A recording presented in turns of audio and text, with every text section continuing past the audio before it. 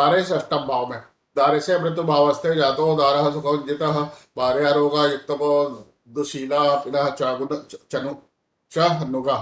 ये ये जो चीज आई है, ये जो है वो सिक्स वाले से भी कहीं ना कहीं से खराब है। ठीक है।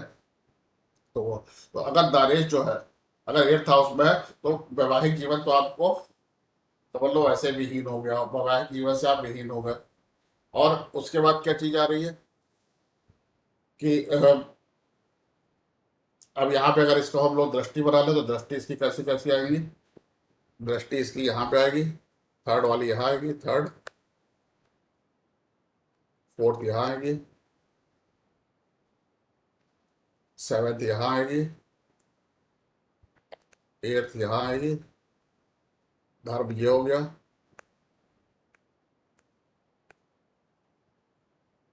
टेंथ क्या है? टेंथ ये आएगी। तो ये बेसिकली जो एक स्थान है, जैसे यहाँ पे भी जैसे नहीं कहते कि शिव जी जैसे यहाँ पे भी वो नहीं करते हैं, पसंद नहीं करते हैं, जैसे इस तरीके से। ये जो चीजें हैं, ये यहाँ पे जो अगर आपका अगर दारेश है, तो जो शिव जी की जो ब्लेसिंग है वो बेसिकली कर्स होता है, यानी आपका पास्ट लाइफ का कोई ऐसा कर्म है जिसकी वजह से आपको इस लाइफ में झेलना। सिंपल सी चीज है। और जब आप उसको कैसे पावर में बदल सकते हो, उसको कैसे बेनिफिट उस तरीके के चीजों में बदल सकते हो, ये बदल बेटा। जैसे एक आधे अखरोट अखरोट टाइम वाली चीज है, वो भी दे दिया करो कभी कभी। हम करते हैं वही टाइम बस इसलिए तो तो बस 9,000 पढ़ा दे बस। तो ये जो है वो शिव की जो खुशी है वो नहीं। और आप देखो कि वो खुद अपने से मारक भाव में गया, एट्थ हाउस जो है वो मारक गया है। अब इसमें जो सबसे बड़ी परेशानी क्या होती है, इसमें जो सबसे बड़ी परेशानी ये होती है कि जैसे अगर मान लीजिए हमारी कुंडली में ये योग है, अष्टम में योग है, तो हम अपनी पत्नी और पत्नी के जो स्वामी और सेकंड में, तो जो सबसे पहली बात होती है कि हम अपनी चाहेंगे कि मेरी पत्नी कुछ ना कुछ आमदनी करती रहे। तो यानी हमें अपनी पत्नी की आमदनी की बहुत ज्यादा जैसे जो चीजें रहेंगे वो उसमें होता है। और जैसे इसमें और ऐसे लोग जो होते हैं वो बेसिकली पत्नी के नाम से या पत्नी का फायदा उठा के आगे बढ़ते हैं कहीं ना कहीं से। कोई इस तरीके की चीजें होती स्पाउस का जैसे इसमें। तो ये चीजों पर कि हाँ, तो अगर वो इसको यूटिलाइज कर लेते इस चीज को, तो वो अपना बाकी चीजों में सही हो जाता है कि पैसे में, मान सम्मान में, सब चीजों पर। और अगर वो इस चीज को नहीं यूटिलाइज कर पाते हैं कि भाई हम अपने पति का या कैसे भी चीजों को करके करें, तो फिर वो थोड़ा सा प्रॉब्लम आ जाती है।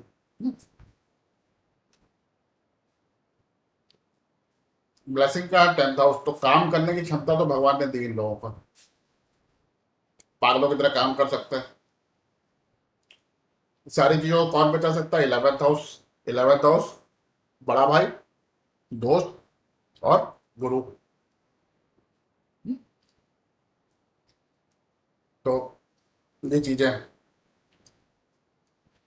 और दृष्टि कहाँ है? सेकंड हाउस पे, कुल परिवार पे। तो ये सारी चीजों पे हो गया, बोली पे। और एट्थ वाली जो दृष्टि वो थर्ड हाउस पे। तो कोई छोटा भाई या जो इस तरीके की जो चीजें हैं वो प्रॉब्लम दे सकते हैं। जो जैसे जो हमारे मित्र हैं पराक्रम में, जैसे मान लो हमारे ऑफिस में मित्र हैं या कुछ है, तो जो हमारे साथ काम करते हैं, भाई हम भी काम कर रहे हैं और हमारे ऑफिस वाले मित्र हैं, वो तो पराक हम लोग का जो भाईचारा जो दोस्ती है वो कौन सी है कि पराक्रम वाली दोस्ती है। तो जैसे उसमें नहीं 10 से 6 है, तो काम करने वाली। तो ऐसे लोग आपकी शादी में वैवाहिक जीवन में बाधा डाल सकते हैं।